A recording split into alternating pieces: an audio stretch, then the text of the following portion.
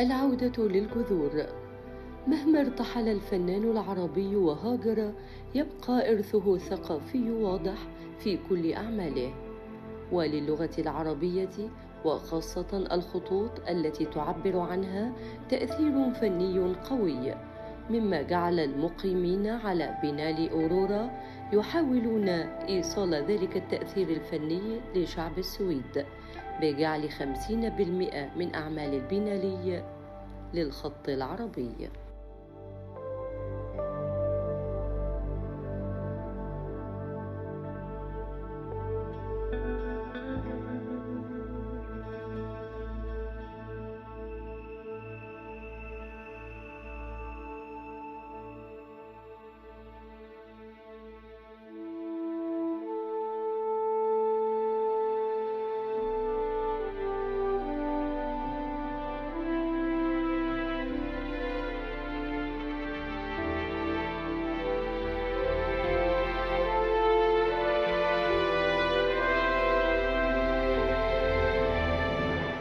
تحت عنوان التقي الحب يشارك الفنان وسام الحداد في هذا بنالي أرورا الدولي للفنون. والحقيقة أنه هو بيشارك بمجموعة من الأعمال المميزة في مجال الخزف. هو أستاذ الخزف بوزارة الثقافة النرويجية، بيشارك بالعديد من المشاريع الخاصة بتدريب الأطفال والشباب المراهقين في النرويج على فن الخزف. الحقيقة أنه تجربته الفنية مختلفة في هذا المعرض، واسمحوا لنا نتكلم معاه عن تجربته واستخدامه للحرف العربي. مشاركتي في هذا البنالي، هذه التظاهرة الجميلة بنالي أورورا، بمعرض موازي تحت عنوان التقي الحب. الحقيقة اشتغلت على مرادفات كلمة حب مثل ما وردت في كتاب طوق الحمامة لابن حزم الأندلسي. تمام. وبعد الاعتراف العالمي باللغة العربية كلغة سادسة في مبنى الأمم المتحدة، أطلق مبنى الأمم المتحدة هذه المرادفات ال 38. تمام. وأنا الحقيقة استوحيتها بهاي الأعمال اللي نشوفها متوزعة في هذا المعرض اليوم. صحيح. الأعمال مختلفة، لكنك كمان اخترت مجموعة من الكلمات الخاصة والفريدة.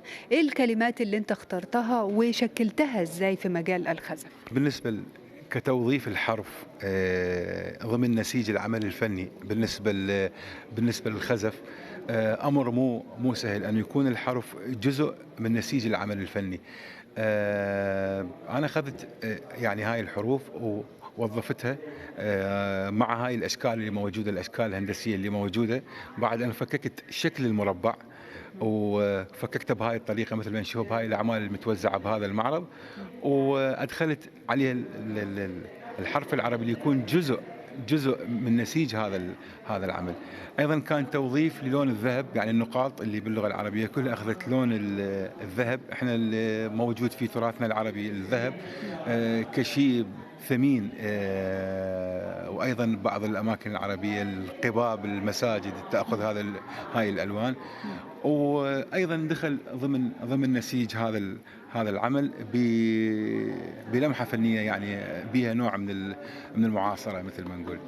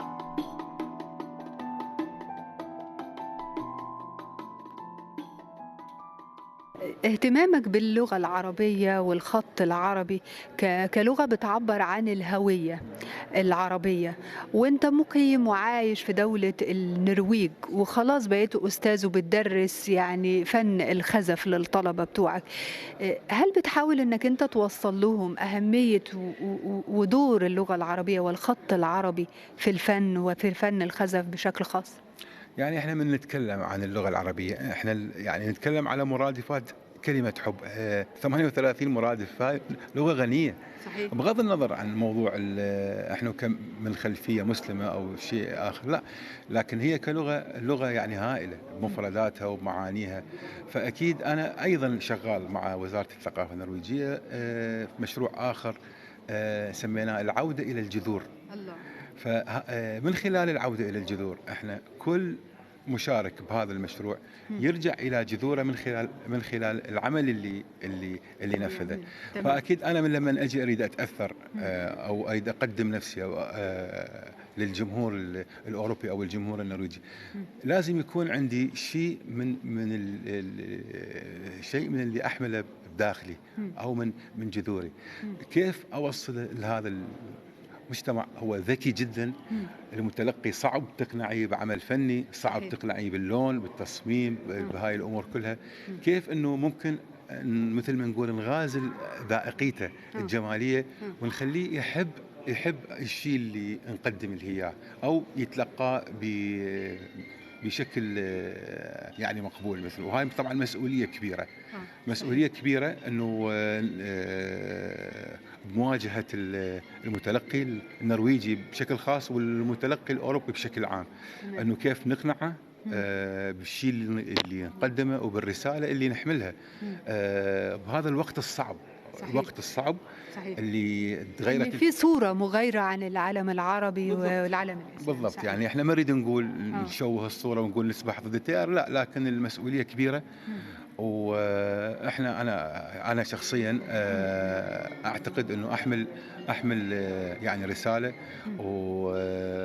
ويتوجب علينا نوصلها، انه لا، احنا الفكرة اللي عندكم مش صحيحة. صحيح. الفكرة الصحيحة هي هذه. طيب التجربة بتاعتك ومحاولة انك انت بتشكل الخزف وتستخدم الحرف، الفكرة دي جات لك منين وبدأت تشتغل عليها ازاي وطوعت الخامات؟ وهل انت بتعمل سكتشات قبل ما تبدأ تشتغل ولا انت على طول بتنطلق في الفكرة بتاعتك بحرية في مجال الخزف؟ يعني كفكرة بالنسبة لهذا الموضوع، يعني موضوع السكتشات، أنا كل كولكشن يعيش ينام ويقعد وياكل ويشرب معايا إلى أن نشوفه بهذا الشكل. تمام.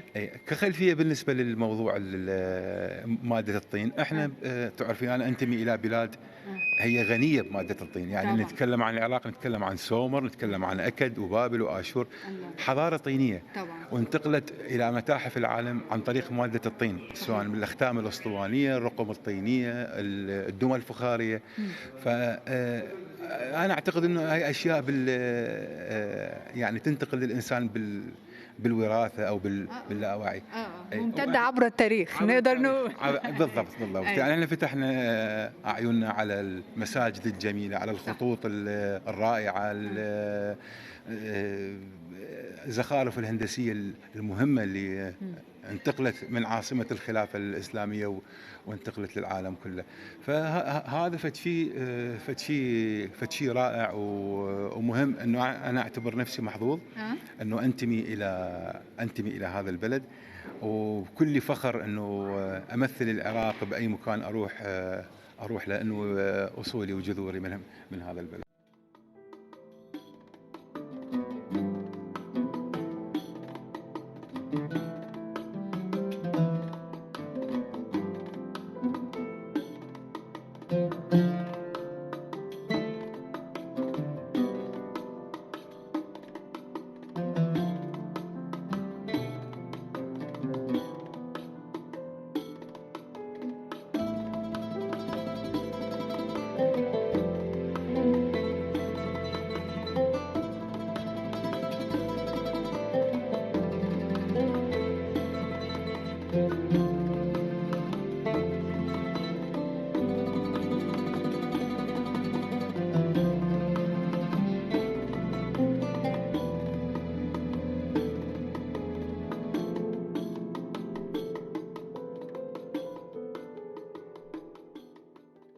أنا عايزة بقى أسألك على البنالي والمشاركات المتعددة من دول مختلفة. طبعا العراق تتصدر القائمة، رغم أن كلهم معظمهم يعني في المهجر. هذا قدر ده قدرهم، لكنهم مشاركين بقوة. كلمني عن المشاركة ووجود هذه الكوكبة في بنالي أرورا طبعا الدولي. كلمني عنه. أنا بغض النظر عن جنسية الناس اللي موجودة، سواء حتى المشاركات بالنسبة للعراق اللي من الداخل أو حتى اللي عايشين بالمهجر، هي تظاهرة رائعة. تمام. ومثل ما قلنا بوقت حرج جدا تتعرض ثقافتنا العربية إلى هجوم شرس، هجوم شرس وبيها الكثير من التشويه. فبالعكس شوف هذا شيء أكثر من رائع، أنه مشاركات من بلدان عربية متنوعة ومختلفة، أيضا معنا مشاركات أوروبية. ففي بلد مهم مثل السويد الآن صعود اليمين للسلطة في وقت فيه، واحنا نقيم هذا يعني هذا البنالي في هذا الوقت بالتحديد. فاعتبر هذا فد انتصار كبير لنا والاخوه المنظمين ايضا.